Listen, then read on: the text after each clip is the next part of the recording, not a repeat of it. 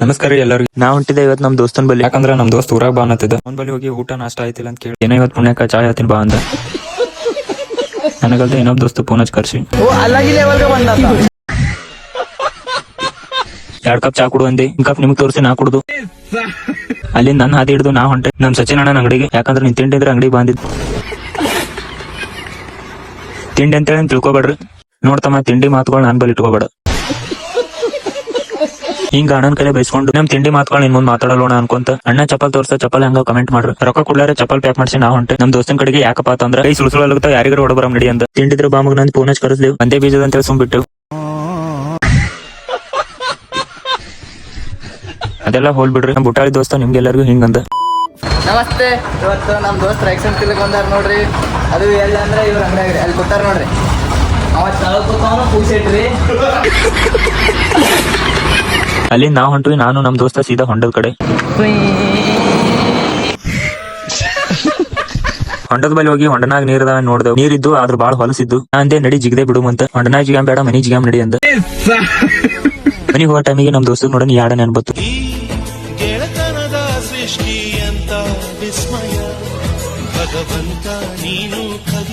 ಊರಾಗ ಹೋಗಿ 5-6 ಮಂದಿ ಕರ್ಕೊಂಡು ನಾವ್ ಹೊಂಟು. ಬಿಸಿಲು ಅಡಕ ಗೊತ್ತಿದ್ದವ್ರದ್ದು ಒಂದ್ ಬಾವಿ ಇತ್ತು. ಆ ಬಾವಿ ಬಳಿ ಹೋಗಿ ನಿಂದ್ರದಾಗ ನಮ್ ದೋಸ್ತ ನೋಡಿಗೆ ಅವನಿಗೊಂದು ಹಾಡು ಹಾಡಂದ್ರು. ಅವತ್ ಹಾಡಿದ ಹಾಡ್ನ ಹಾಡ್ತೀರಾ? ಒಂದು ಸಾರಿ ನನಗೋಸ್ಕರ ಹಾಡ್ರಿ.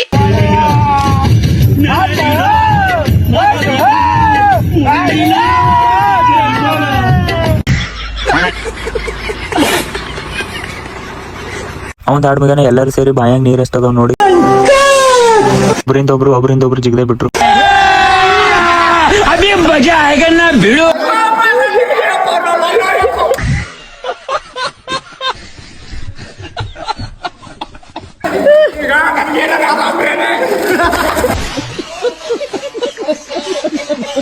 ಪೂರಾ ಐಟಿಗೆ ಹೋಗಿ ನಾ ಜಿಗಿತೀನಿ ಒಂದ್ ವಿಡಿಯೋ ಮಾಡಂದ. ಅವ ಏನೋ ಮ್ಯಾಲಿನ ಜಿಗಿದ. ಒಂದಾಗನ ಇನ್ನ ಇಬ್ರು ಜಿಗ್ಲಿಕ್ ನಿಂತ್ರು.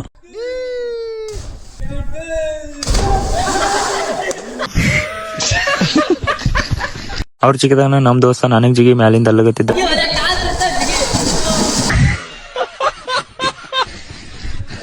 ಸ್ವಲ್ಪ ಧೈರ್ಯ ತಗೊಂಡು ನಾನು ಜಿಗಿದ್ ಬಿಟ್ಟೆ.